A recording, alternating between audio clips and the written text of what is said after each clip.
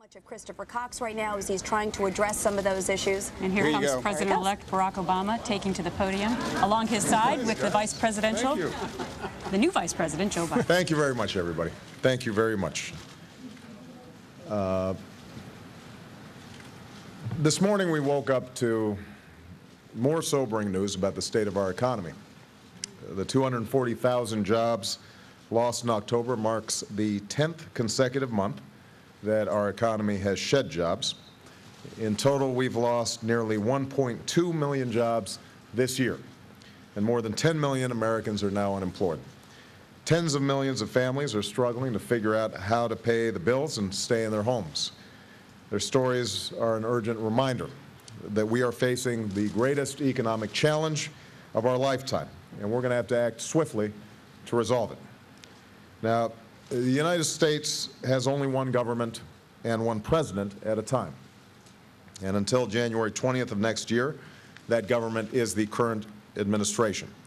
I've spoken to President Bush. I appreciate his commitment to ensuring that his economic policy team keeps us fully informed as developments unfold. And I'm also thankful for his invitation to the White House. Immediately after I become president, I'm going to confront this economic crisis head-on by taking all necessary steps to ease the credit crisis, help hard-working families, and restore growth and prosperity. This morning, I met with members of my Transition Economic Advisory Board, who are standing behind me alongside my Vice President-elect Joe Biden. They will help to guide the work of my transition team, working with Rahm Emanuel, my Chief of Staff, in developing a strong set of policies to respond to this crisis. We discussed in the earlier meeting several of the most immediate challenges facing our economy and key priorities on which to focus on in the days and weeks ahead. First of all, we need a rescue plan for the middle class that invests in immediate efforts to create jobs and provide relief to families that are watching their paychecks shrink and their life savings disappear. A particularly urgent priority is a further extension of unemployment insurance benefits for workers who cannot find work in the increasingly weak economy. A fiscal stimulus plan that will jumpstart economic growth is long overdue. I've talked about it throughout the last few months of the campaign. We should get it done. Second, we have to address the spreading impact of the financial crisis on the other sectors of our economy. Small businesses that are struggling to meet their payrolls and finance their holiday inventories, and state and municipal governments facing devastating budget cuts and tax increases. We must also remember that the financial crisis is increasingly global and requires a global response.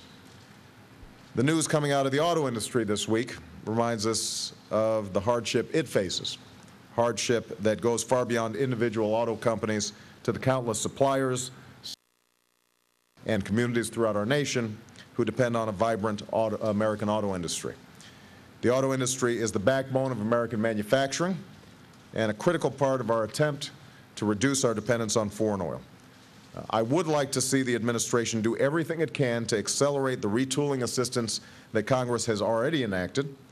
In addition, I've made it a high priority for my transition team to work on additional policy options to help the auto industry adjust, weather the financial crisis, and succeed in producing fuel-efficient cars here in the United States of America. And I was glad to be joined today by Governor Jennifer Granholm, who obviously has great knowledge and great interest on this issue. I've asked my team to explore what we can do under current law and whether additional legislation will be needed for this purpose. Third, we will review the implementation of this administration's financial program to ensure that the government's efforts are achieving their central goal of stabilizing financial markets while protecting taxpayers, helping homeowners, and not unduly rewarding the management of financial firms that are receiving government assistance. It is absolutely critical that the Treasury work closely with the FDIC, HUD, and other government agencies to use the substantial authority that they already have to help families avoid foreclosure and stay in their homes. Finally, as we monitor and address these immediate economic challenges, we will be moving forward in laying out a set of policies that will grow our middle class and strengthen our economy in the long term. We cannot afford to wait on moving forward on the key priorities that I identified during the campaign, including clean energy, health care, education, and tax relief for middle-class families. My transition team will be working on each of these priorities in the weeks ahead, and I intend to reconvene this advisory board to discuss the best ideas for responding to these immediate problems. Let me close by saying this. I do not underestimate the enormity of the task that lies ahead. We have taken some major action to date, and we will need further action during this transition and subsequent months. Some of the choices that we make are going to be difficult. And I have said before, and I will repeat again, it is not going to be quick, and it is not going to be easy for us to dig ourselves out of the hole that we are in.